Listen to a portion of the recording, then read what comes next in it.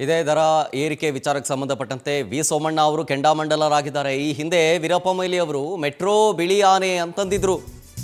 ಕರ್ನಾಟಕದಲ್ಲಿ ಬರೀ ಮೆಟ್ರೋ ಮೇಲೆ ಯಾಕೆ ಕಣ್ಣಾಗ್ತೀರಿ? ನಿಮ್ಮ ಪ್ರಕಾರ ಬಡ ಜನ ಮೆಟ್ರೋದಲ್ಲಿ ಓಡಾಡಬಾರ್ದಾ? ಯಾಕೆ ನಿಮಗೆ ಮೆಟ್ರೋನೇ ನಿಮ್ಮ ಕಣ್ಣಿಗೆ ಬೀಳುತ್ತೆ?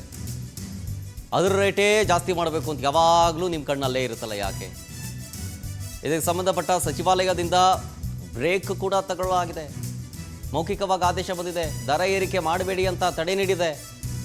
ಆದರೂ ಕೂಡ ಸರ್ಕಾರ ಇದರ ಬಗ್ಗೆ ಸೂಚನೆಯನ್ನು ಮಾತ್ರ ಕೊಡ್ತಾ ಇಲ್ಲ ಅಂತ ಸೋಮಣ್ಣ ಅವರು ಕೆಂಡಾಮಂಡಲರಾಗಿದ್ದಾರೆ.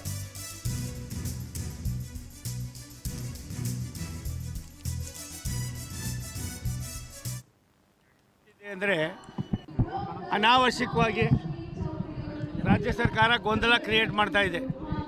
ಮೆಟ್ರೋ ಯೋಜನೆ ಮಾಡಬಾರ್ದು ಅಂತ ಹಿಂದೆ ವೀರಪ್ಪ ಮೊಯ್ಲಿ ಇದ್ದಾಗ ಇದೊಂದು ಬಿಳೆ ಆನೆ ಅಂತ ಹೇಳಿದರು.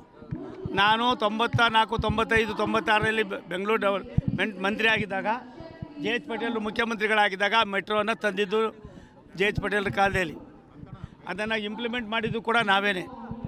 ಹಾಗಾಗಿ ಇವತ್ತು 5 ರಿಂದ 6 ಲಕ್ಷ ಜನ ದಿನ ಪ್ರಯಾಣ ಮಾಡ್ತಾಯಿದ್ದಾರೆ. ಇದು ಇಡೀ ದೇಶದಲ್ಲಿ ಮೆಟ್ರೋ ಇದೆ. ಇವತ್ತು ದೆಹಲಿಯಲ್ಲೂ ಇದೆ, ಕಲ್ಕಟ್ಟಾದಲ್ಲೂ ಇದೆ, ವಿಶ್ವದಲ್ಲಿ ಬಾಂಬೆನಲ್ಲಿದೆ, ಎಲ್ಲ ಕಡೆಯಲ್ಲೂ ಇದೆ. ಅದು ಯಾಕೆ